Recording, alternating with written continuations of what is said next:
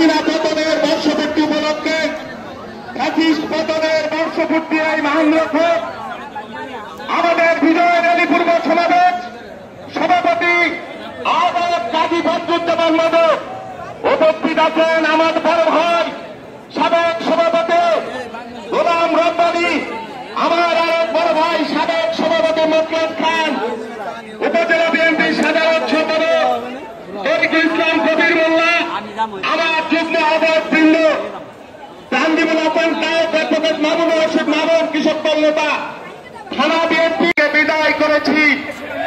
জগদ্দল পাঠককে 15 বছরের লড়াই শেষে অনেক রক্তদান, অনেক আত্মাহুতি, অনেক খুন, অনেক গুমের মধ্য দিয়ে আমরা শেখ হাসিনাকে বাংলাদেশের মাটি থেকে উৎখাত করেছি। ভারতের সেবা দেশ এই আওয়ামী গোষ্ঠী বাংলাদেশ থেকে অক্টোপাসের মতো গিয়ে ফেলেছিল। বাংলাদেশের মানুষ কোন আন্তর্জাতিক শক্তির সহায়তা রেখে এই ভারতের সেবাদার সরকারকে আমরা উৎখাত করেছি। বিজয়ের 1 বছর পালন হচ্ছে, কিন্তু এখনো যেসব সহযোদ্ধা আত্মাহুতি দিল, শহীদ হল, তাদের যে স্বপ্ন একটা গণতান্ত্রিক বাংলাদেশ, একটা মানবিক বাংলাদেশ, একটা বৈষম্যমুক্ত বাংলাদেশ, একটা অর্থনৈতিক সমতার বাংলাদেশ, শহীদের সেই স্বপ্ন এখনো বাস্তবায়ন হয় না। এখনো ষড়যন্ত্র রঙে বাংলাদেশের নির্বাচনকে বাধাগ্রস্ত করবার জন্য, বাংলাদেশের নির্বাচনকে বর্জন করবার জন্য, ভারতীয় প্রেসক্রিপশন বাস্তবায়ন করবার জন্য এখনো খেলা চলছে।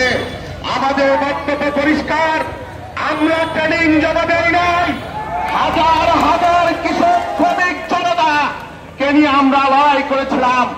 আমরা প্রস্তুত আছি ধৈর্যের পথ কেন না ভাঙে, সেই জন্য বর্তমান সরকারকে বলবো অবিলম্বে অবিলম্বে একটা জাতীয় নির্বাচনের ব্যবস্থা করতে হবে।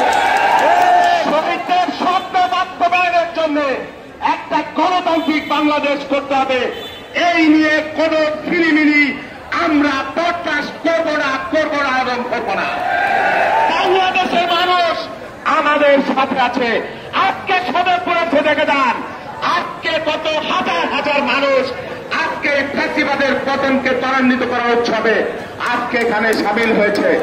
বাংলাদেশের মাটিতে যে ফ্যাসিবাদকে আমরা উৎখাত করেছি, লড়াই করতে আমার জীবন দেব, তাদের সেটার এখান থেকে আমরা উঠে ফেলবো, সেই চেষ্টা ব্যক্ত করে সবাইকে ধন্যবাদ জানিয়ে আজকের এই র্যালি পূর্ব সমাবেশ এখানেই শেষ করছি।